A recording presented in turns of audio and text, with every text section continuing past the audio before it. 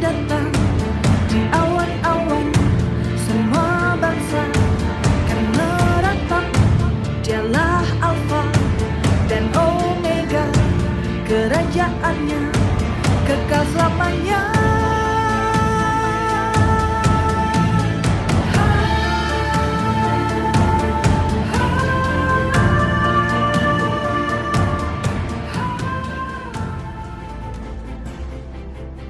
Salam sejahtera di dalam kasih Tuhan Yesus Kristus. Saat ini 6 Juli 2023, Fellowship Yogyakarta, saya akan menyampaikan satu tema firman Tuhan, bahwa jangan bertanya tentang masa dan waktu atau kairos, tentang kedatangannya. Saudara yang dikasihi Tuhan Yesus Kristus, pengajaran akhir zaman yang benar atau pengajaran kitab Wahyu itu merupakan kronologi detik-detik, hari, jam, tahun berjalannya kejadian-kejadian besar menjelang akhir zaman, atau runtutan-runtutan peristiwa yang sudah ditulis di dalam Alkitab. Jadi pengajaran akhir zaman atau pengajaran kitab Wahyu itu merupakan detail kronologi, detik-detik, hari, jam, tahun berjalannya kejadian-kejadian besar di akhir zaman. Itu ada kronologisnya. Nah, itu yang harus kita pelajari betul-betul, supaya nanti ketika kronologi itu berjalan, kita menjadi tahu bahwa kedatangan Tuhan itu sudah sedemikian dekat. Saudara yang dikasihi Tuhan Yesus Kristus, di dalam Injil Matius pasal 24 maupun Matius pasal yang ke-25, ini adalah kata-kata Tuhan Yesus sendiri, ajaran Tuhan Yesus sendiri yang menjelaskan kronologis kejadian-kejadian akhir zaman. Tetapi selanjutnya penjelasan Tuhan Yesus di dalam Matius pasal 24 dan Matius pasal 25 itu, selanjutnya kata-kata Tuhan Yesus itu diperjelas dengan pewahyuannya kepada Rasul Yohanes di dalam kitab Wahyu. Jadi kitab Wahyu itu merupakan penjelasan yang menjelaskan tentang apa-apa yang diterangkan Tuhan Yesus dalam Matius pasal 24, khususnya yang berbicara tentang akhir zaman. Itu selanjutnya detailnya, kronologisnya ditulis melalui kitab Wahyu. Nah, ini kita harus mengerti. Itulah urutan peristiwa yang bakal terjadi di akhir zaman, dan Tuhan tidak akan ingkar terhadap apa-apa yang direncanakannya. Semuanya ini dibungkus dalam bahasa yang indah, kadang-kadang di dalam perumpamaan, dan kemudian di dalam kitab Wahyu itu bahkan ditulis di dalam bahasa yang kalau saya sebut itu merupakan bahasa makrifat, bahasa pewahyuan, apokalipsis.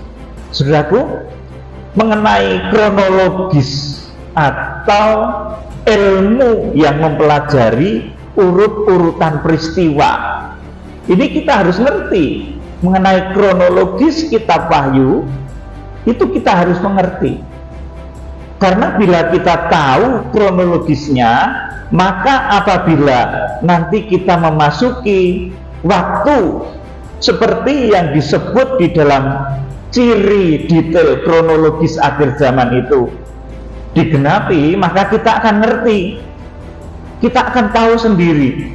Jadi mengenai ajaran kitab Wahyu yang benar, mengenai ajaran akhir zaman, detail kronologis itu harus kita mengerti. Dan kalau kita mengerti kronologisnya, maka apabila waktu kronologis itu digenapi, kita akan tahu dengan sendirinya. Saudara yang dikasihi Tuhan, tetapi mengenai kairos, kairos itu apa, saudaraku? Kairos itu ketika Tuhan melaksanakan, menjalankan detail kronologis yang baik sudah ditulis di dalam Injil Matius pasal 24 dan pasal 25, kemudian diterangkan lagi di dalam kitab Wahyu. Nah, ketika Tuhan menjalankan apa yang sudah ditulisnya, ketika Tuhan menjalankan apa yang sudah ditulis dalam Injil Matius pasal 24 di dalam kitab Wahyu, itu namanya kairosnya Tuhan. Ketika 7 tahun terakhir itu nanti digenapi, itu adalah kairosnya Tuhan. Nah, saudara, mengenai kairos atau waktu ketika kronologis itu dikerjakan Tuhan. Jadi kairos itu apa, saudaraku? Itu adalah waktu ketika kronologis kejadian kitab Wahyu itu dikerjakan oleh Tuhan, itu namanya kairos. Kita tidak boleh ngotot bertanya, saudaraku. Dulu itu murid-murid itu ngotot bertanya, baik ketika Tuhan Yesus masih di dalam darah dan daging, ataupun Tuhan Yesus sudah dalam kondisi tubuh kebangkitan. Dan Tuhan, saya yakin, sudah ngerti. Tetapi mengenai kairos ini, karena etika surgawi, Tuhan juga tetap tidak jawab. Nah, tetapi murid-murid itu juga ngotot bertanya. Saudara, seringkali demikian juga. Saya sudah sering katakan, waktu kedatangan Tuhan sudah dekat.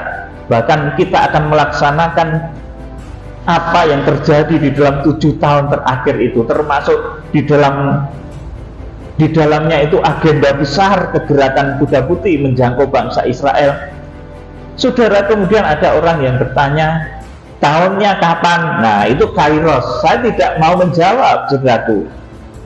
Karena yang jelas kalau nanti tanda-tanda detail kronologis di dalam kitab Wahyu itu sudah mulai berjalan, saudaraku, kita itu akan ngerti sendiri. Tetapi mengenai kairos, kapan Tuhan melaksanakan detail kronologisnya itu kita tidak boleh ngotot bertanya, karena itu hak prerogatifnya Tuhan pencipta langit bumi, saudaraku. Bahkan bisa-bisa manusia itu menjadi melanggar kode etik surga apabila berani mengatakan kairosnya Tuhan. Ini kode etik surga. Loh, Tuhan sendiri loh tidak ngomong, saudaraku. Ditanya 2 kali waktu di dalam tubuh darah dan daging, Tuhan ditanya nggak ngomong, nggak mau, saudaraku. Hanya Bapa saja yang tahu. Ketika sudah bangkit itu dia memegang kunci maut, kunci kerajaan maut. Dia juga memegang segala macam rahasia surga. Dia sudah ngerti, tetapi tidak mau menjawab. Saudaraku, ini mengenai kairos.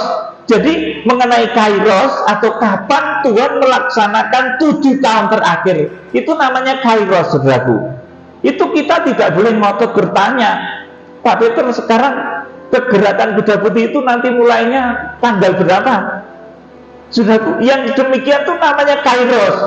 Saya nggak boleh ngomong, melainkan ayo kita kerjakan. Dan kalau nanti saudara sudah melihat tanda-tandanya itu digenapi, itu artinya kita betul-betul masuk di dalam waktu yang dinubuatkan Alkitab tersebut.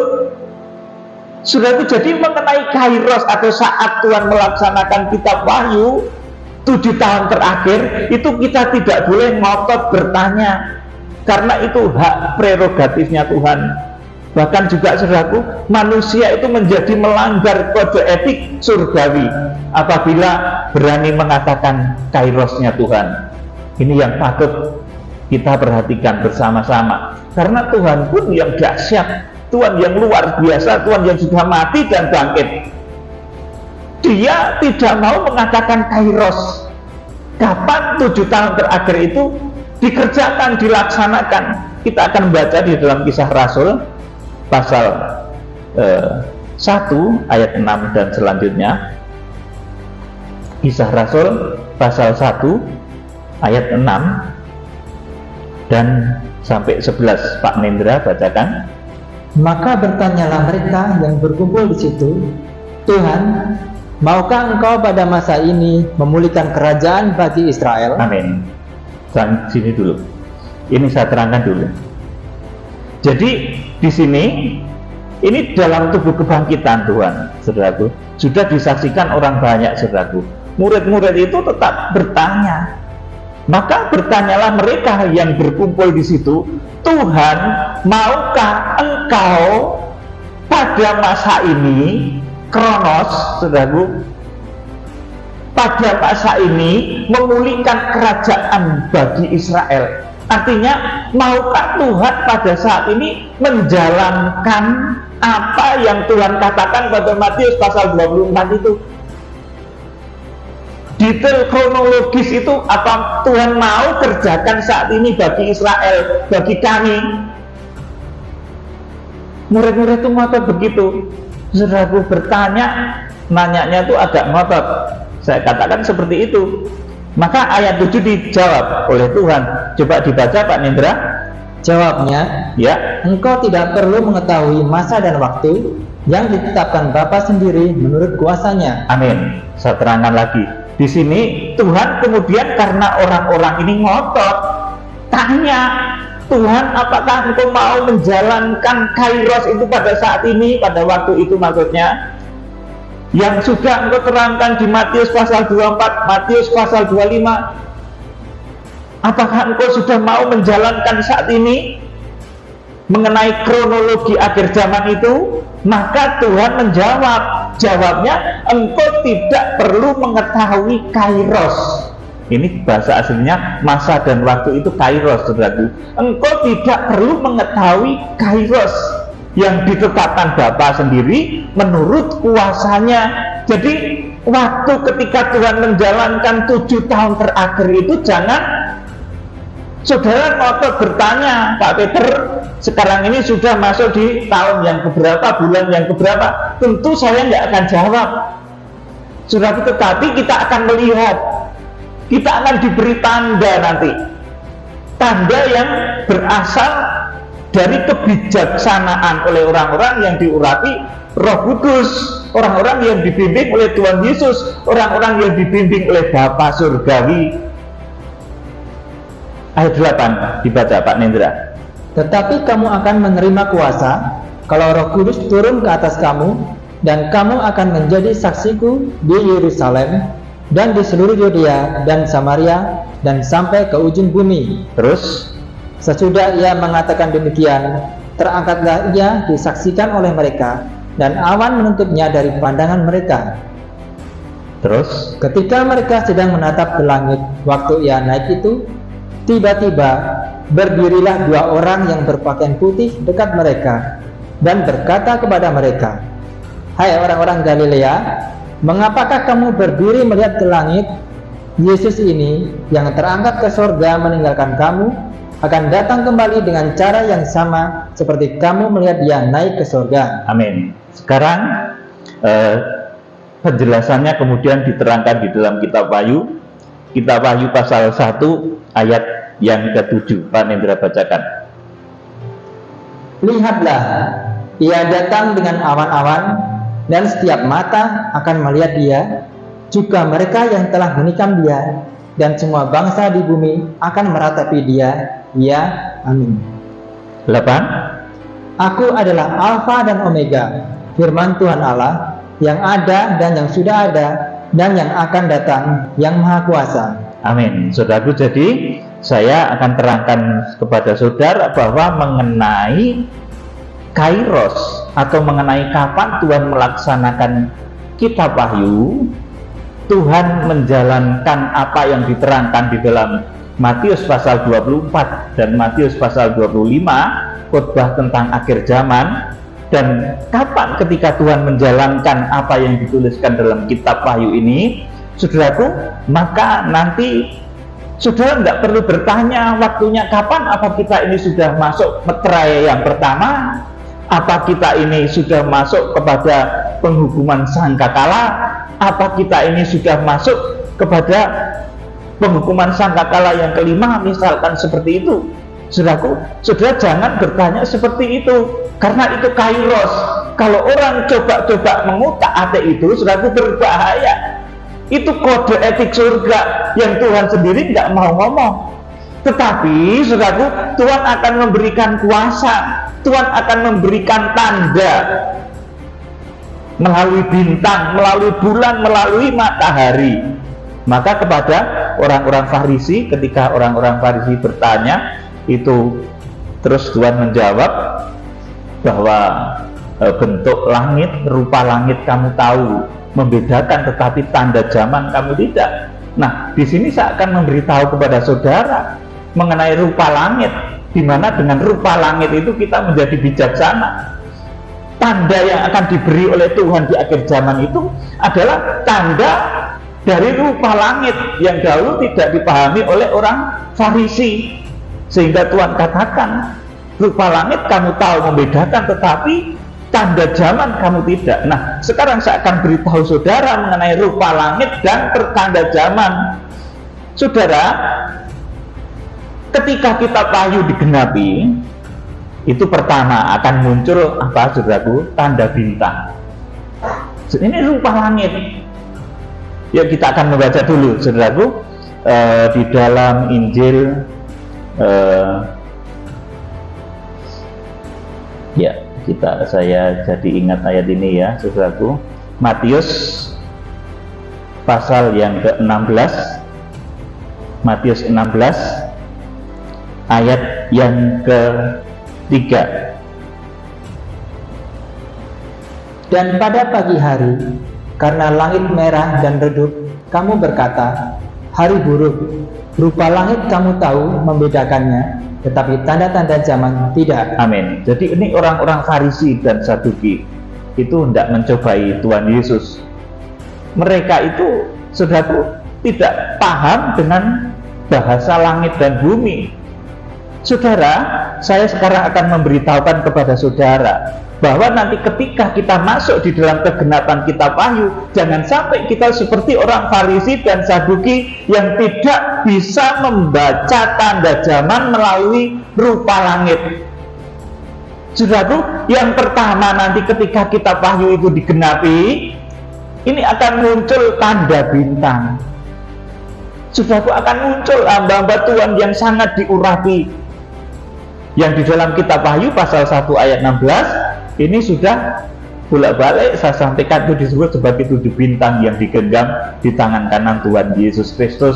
Mereka disebut 7 malaikat sidang di Wahyu pasal 2 dan 3. Mereka disebut malaikat-malaikat hamba-hamba Tuhan yang melaksanakan penghukuman 7 meterai, penghukuman 7 sangkakala, dan penghukuman 7 bokor murka Allah.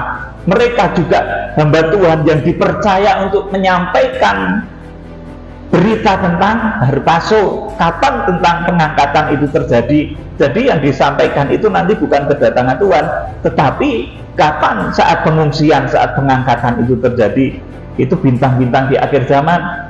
Sudah, jadi tanda pertama kalau kita masuk ke kegenapan kitab Wahyu, kita akan melihat munculnya bintang-bintang Tuhan, seperti dinubuatkan dalam Matius pasal 2 ayat yang ke-1 dan ke-2.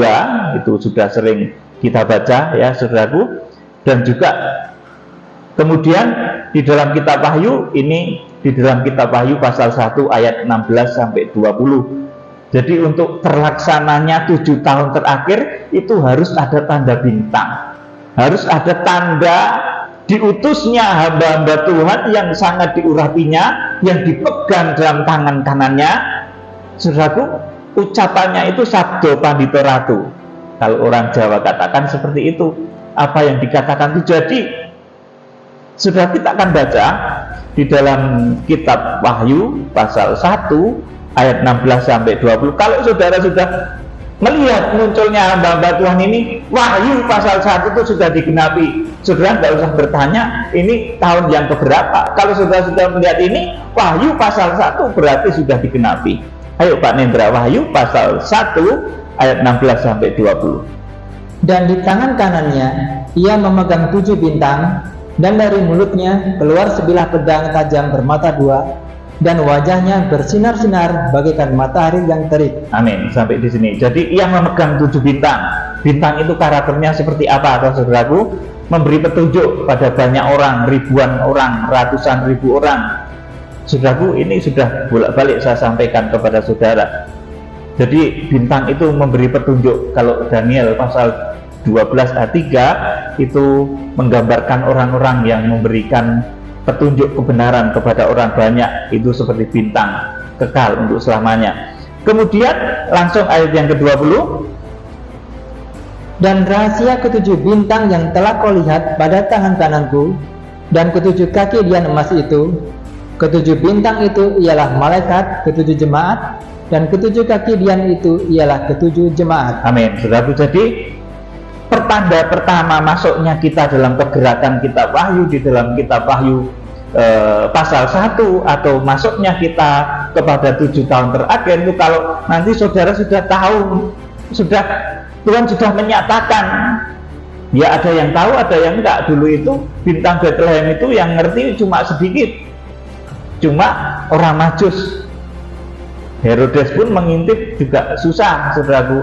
Jadi saudaraku, petunjuk bintang kalau ini sudah muncul, saudaraku, ini akhir zaman sudah dekat. Kalau kita Wahyu pasal 1 ayat 16 ini sudah terjadi, sudah ada hamba Tuhan yang dipakai oleh Tuhan sebagai alatnya, saudaraku, yang di dalam pemberitaan lalu sudah saya sampaikan bahwa 4 orang ini dari Indonesia dan yang 3 orang ini dari luar negeri, ya saudaraku. Ini kalau hamba-hamba Tuhan ini sudah muncul dan mulai bergerak, saudaraku, itu tandanya kitab Wahyu pasal 1 sudah mulai terjadi. Artinya tahun pertama dari kegerakan kitab Wahyu sudah mulai dilaksanakan. Mereka siapa? Mereka hamba Tuhan yang merupakan penggembala jemaat-jemaat akhir zaman. 7 jemaat digambarkan seperti itu menggambarkan beraneka ragamnya jemaat. Saudara, kita juga akan melihat lagi ini tanda bintang. Jadi kalau kita masuk 7 tahun terakhir itu akan ada tanda bintang. Hamba Tuhan yang sangat diurapi perkataannya ya dan amin. Saudaraku, kalau bersabda tentang berbagai macam hal digenapi, saudaraku. Kemudian tanda rembulan dan tanda matahari, kita akan membaca Yoel pasal 2 ayat 28 sampai 31, ya saudaraku. Yoel pasal 2 ayat 28 sampai 31. Jadi orang Farisi dan orang Saduki itu nggak paham tentang rupa langit ini, tentang tanda bintang ini, nggak paham, saudaraku. Kita akan baca Yoel pasal 2 ayat 28 sampai 31. Hari Tuhan. Terus, kemudian daripada itu akan terjadi bahwa aku akan mencurahkan rohku ke atas semua manusia. Maka anak-anakmu laki-laki dan perempuan akan bernubuat, orang-orangmu yang tua akan mendapat mimpi, teruna-terunamu akan mendapat penglihatan-penglihatan. 29. Juga ke atas hamba-hambamu laki-laki dan perempuan akan kucurahkan rohku pada hari-hari itu.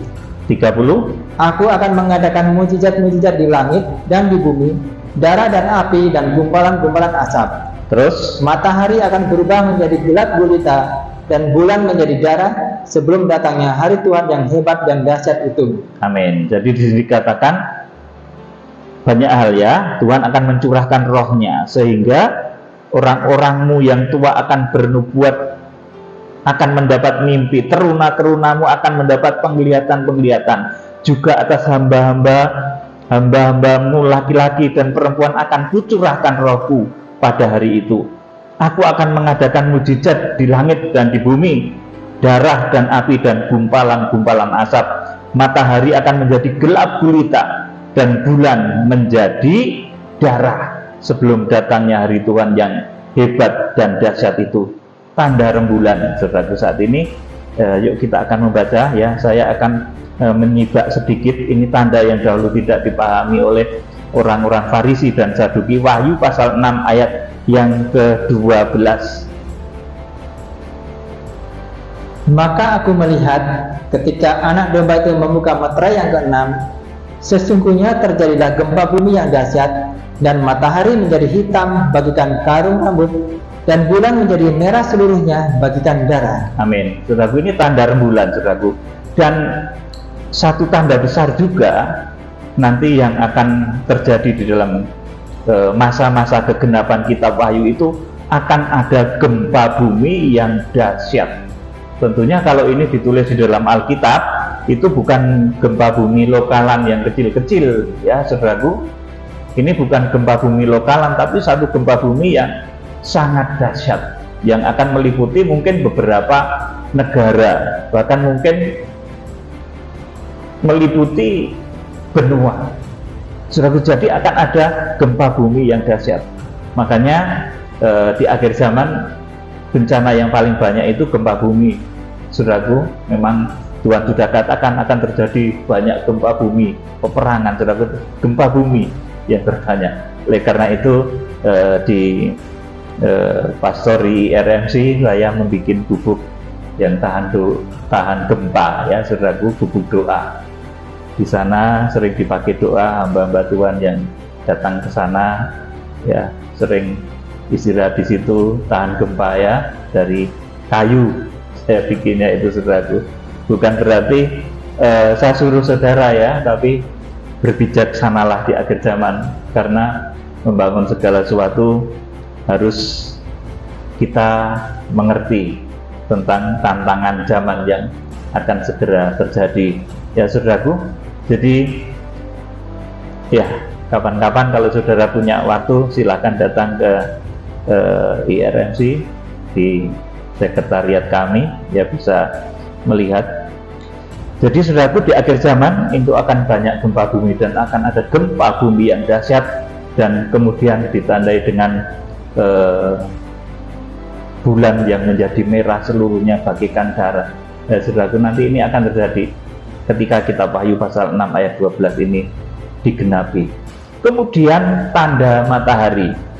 Saudaraku, ini dulu yang tidak dipahami oleh orang Farisi dan orang Saduki, yang dikatakan oleh Tuhan, rupa langit kamu tidak tahu. Nah, rupa langit itu ini saudaraku, tanda matahari sekarang saudaraku. Ini Wahyu pasal 10 ayat 1 sampai 4. Wahyu pasal 10 ayat 1 sampai ke 4. Dan aku melihat seorang malaikat lain yang kuat turun dari surga, berselubungkan awan, dan pelangi ada di atas kepalanya, dan mukanya sama seperti matahari, dan kakinya bagaikan tiang api. Amin. Saudaraku, jadi munculnya tokoh besar yang disebut malaikat sang surya.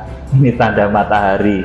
Saudaraku, tadi tanda bintang. Munculnya tokoh-tokoh yang akan dipakai sebagai pelaksana penghukuman 7 meterai, penghukuman 7 sangkakala, dan penghukuman 7 bokor murka Allah.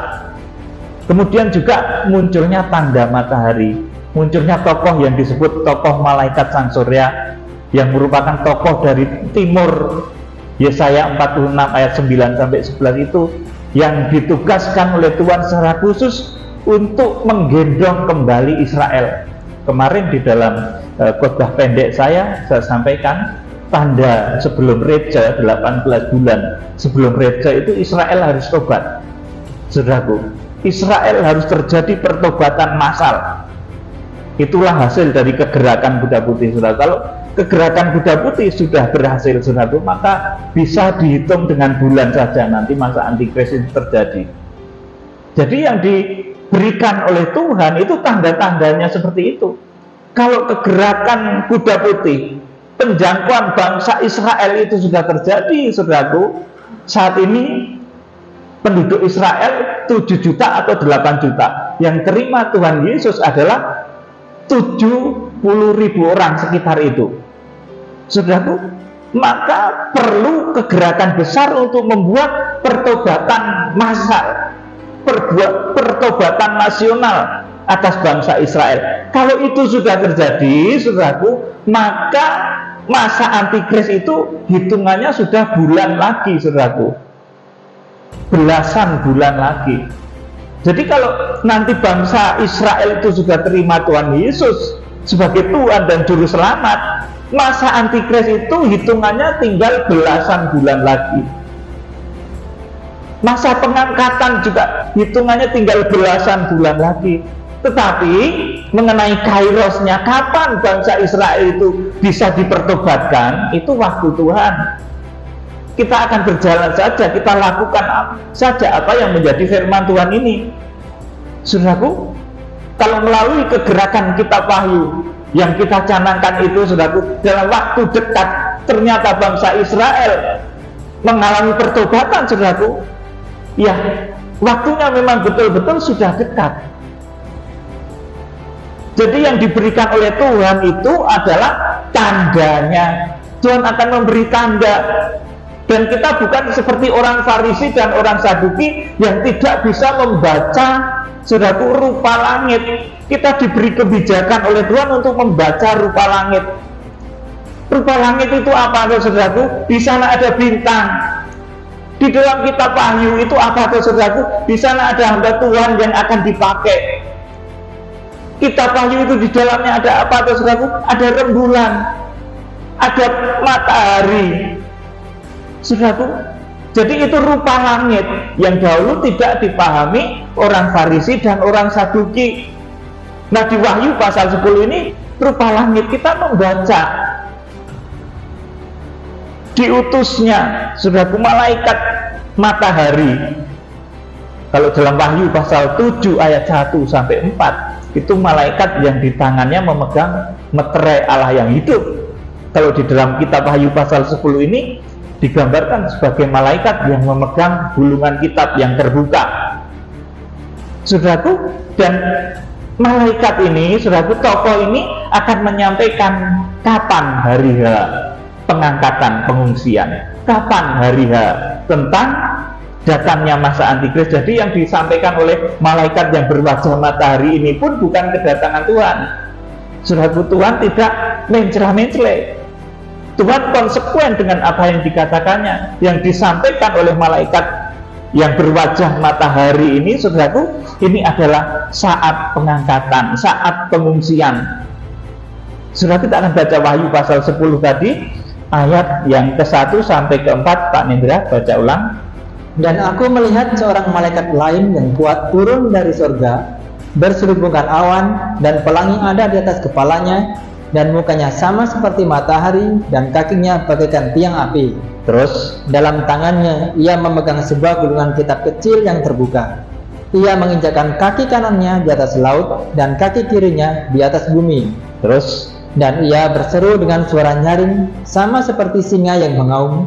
Dan sesudah ia berseru, ketujuh guru itu memperdengarkan suaranya. Terus, dan sesudah ketujuh guru itu selesai berbicara, aku mau menuliskannya, tetapi aku mendengar suatu suara dari surga berkata, meteraikanlah apa yang dikatakan oleh ketujuh guru itu, dan janganlah engkau menuliskannya. Amin. Saudaraku, ini saya akan memberitahukan mengenai jalur pewahyuan, ya saudaraku. Sejak dahulu, sejak zaman Nuh, kalau namanya pewahyuan itu jalurnya satu komando.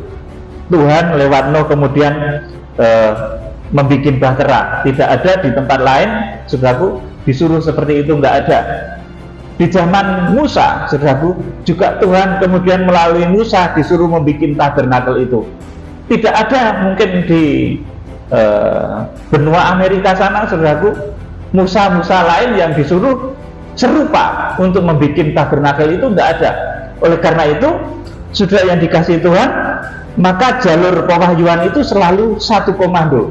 Di akhir zaman pun demikian. Jalur pewahyuan itu datangnya dari tokoh yang berwajah matahari, malaikat, atau hamba Tuhan yang mukanya saya sebut ini seperti matahari, kakinya bagikan tiang api, saudaraku, yang memberitakan mengenai masa pengungsian, masa pengangkatan. Saudara yang dikasih Tuhan, ini tanda dari matahari. Jadi malaikat sang surya, malaikat yang diutus Tuhan untuk menggendong Israel, hamba Tuhan yang akan dipakai Tuhan untuk menggendong Israel, itu, saudaraku, dia membawakan berita tentang masa pengangkatan dan pengungsian. Kemudian tanda yang terakhir, tanda di langit, rupa langit yang terakhir, ini adalah gereja akhir zaman yang akan melahirkan orang-orang sempurna. Ini tertulis dalam Wahyu pasal 12 ayat 1 sampai 5. Ini tanda besar di langit. Jadi yang akan diberikan kepada kita itu tanda di langit yang dahulu tidak dipahami oleh orang Saduki dan orang Farisi. Kita akan baca Wahyu pasal 12 ayat 1 sampai 5. Maka tampaklah suatu tanda besar di langit, seorang perempuan berselubungkan matahari dengan bulan di bawah kakinya, dan sebuah mahkota dari 12 bintang di atas kepalanya. Amin. Saudaraku, jadi ini tanda besar di langit. Jadi ini yang akan diberikan kepada kita, tanda di langit yang dahulu tidak dipahami oleh orang Farisi dan orang Saduki. Seorang berselubungkan matahari dengan bulan di bawah kakinya dan sebuah mahkota dari 12 bintang di atas kepalanya. Saudaraku, ini tanda di langit, ini rupa langit itu seperti itu. Saudaraku, ini siapa tuh saudara? Ini gereja akhir zaman. Gereja akhir zaman yang akan melahirkan orang-orang sempurna yang nanti kemudian akan diangkat hidup-hidup atau harpaso. Ayat 5 langsung. Maka ia melahirkan seorang anak laki-laki yang akan menggembalakan semua bangsa dengan gada besi. Tiba-tiba anaknya itu dirampas dan dibawa lari kepada Allah dan ke tahtanya. Amin. Jadi ini tanda yang selanjutnya. Tanda seorang perempuan yang berpakaian matahari, bulan, dan bintang. Saudaraku, ini tanda di langit. Ini rupa langit. Saudaraku, ini gereja akhir zaman yang akan melahirkan orang-orang sempurna yang pada gilirannya nanti akan harpaso atau diangkat hidup-hidup. Di dalam Wahyu pasal 12 ayat yang kelima. Kemudian yang terakhir ini adalah tanda dimulainya penghakiman, tanda ajaib Nabi Yunus. Nanti saya akan beritahukan kepada saudara kenapa hanya ini yang diberikan kepada orang Farisi yang bertanya tadi. Ya saudaraku, kita akan membaca tanda dimulainya penghakiman, ini tanda besar dan ajaib di langit, Wahyu pasal 15 ayat yang ke-1. Pak Nendra bacakan. Dan aku melihat suatu tanda lain di langit, besar dan ajaib, 7 malaikat dengan 7 malapetaka terakhir, karena dengan itu berakhirlah murka Allah. Iya, jadi ini tanda penghakiman. Ini juga tanda di langit, ini rupa langit juga yang dahulu tidak dipahami oleh orang Farisi dan orang Saduki di Matius pasal 16 ayat 1 sampai 4. Jadi supaya kita tidak masuk dalam golongan orang Farisi yang paham rupa langit tetapi tidak tahu tanda-tanda zaman, saudaraku, kita harus paham kitab Wahyu itu detail kronologisnya. Kemudian mengenai kairosnya, pelaksanaannya itu merupakan haknya Tuhan. Saudaraku, kita akan membaca lagi sekarang Matius pasal 16 ayat 1 sampai 4. Ini bahwa orang Farisi dan Saduki itu meminta tanda, saudaraku. Matius 16 ayat 1 sampai 4. Kemudian datanglah orang-orang Farisi dan Saduki hendak mencoba Yesus. Mereka meminta supaya ia memperlihatkan suatu tanda dari sorga kepada mereka. Tetapi jawab Yesus, pada petang hari, karena langit merah, kamu berkata hari akan cerah. Dan pada pagi hari, karena langit merah dan redup, kamu berkata hari buruk. Rupa langit kamu tahu, membedakannya, tetapi tanda-tanda zaman tidak. Angkatan yang jahat dan tidak setia ini menuntut suatu tanda, tetapi kepada mereka tidak akan diberikan tanda selain tanda Nabi Yunus. Amin. Jadi ada tanda ya, saudaraku, tanda yang merupakan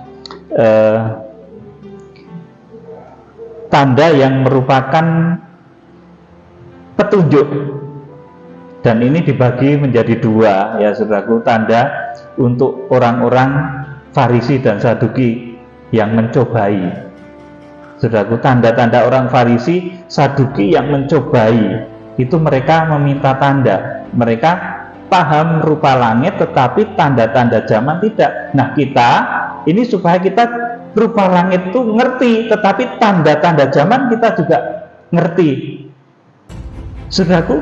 Jadi kepada orang Farisi dan Saduki ini dikatakan bahwa pada pagi hari karena langit merah dan redup kamu berkata hari buruk, rupa langit kamu tahu membedakannya, tetapi tanda-tanda zaman tidak. Angkatan yang jahat dan tidak setia ini menuntut suatu tanda, tetapi kepada mereka tidak akan diberikan tanda selain tanda Nabi Yunus. Lalu Yesus meninggalkan mereka dan pergi. Saudara, tanda Nabi Yunus itu apa, saudaraku? Tanda Nabi Yunus itu adalah tanda penghukuman, ya saudaraku. Tanda Nabi Yunus itu tanda penghukuman, karena mereka tidak paham dengan tanda bintang, karena mereka tidak paham dengan tanda rembulan, karena mereka tidak paham dengan tanda matahari.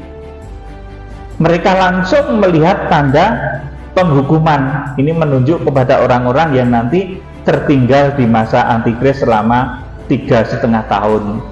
Yunus itu, saudaraku, akan diutus Tuhan, tetapi tidak taat dengan panggilan Tuhan. Kemudian pada akhirnya masuk di perut ikan selama 3 hari dan 3 malam. Jadi nasib orang-orang yang lari dari pengajaran yang benar itu seperti Nabi Yunus yang masuk dalam perut ikan, artinya masuk ke dalam masa sengsara besar, ya saudaraku. Ini saudara bisa membaca di dalam kitab Nabi Yunus pasal 1 ayat 1 sampai yang ke-17. Jadi tanda Nabi Yunus itu apa? Itu adalah tanda penghukuman, karena mereka tidak paham tentang tanda bintang, mereka tidak paham tentang tanda rembulan, mereka tidak paham dengan tanda matahari. Mereka, saudaraku, tidak bisa menerjemahkan itu, tidak mengerti tanda-tanda zaman, saudaraku. Maka kemudian nasibnya mereka akan masuk di dalam 3,5 tahun masa Antikris. Kalau di dalam kisah Nabi Yunus, ya mereka masuk, Yunus itu masuk di dalam perut ikan selama 3 hari 3 malam. Kiranya Tuhan Yesus Kristus memberkati.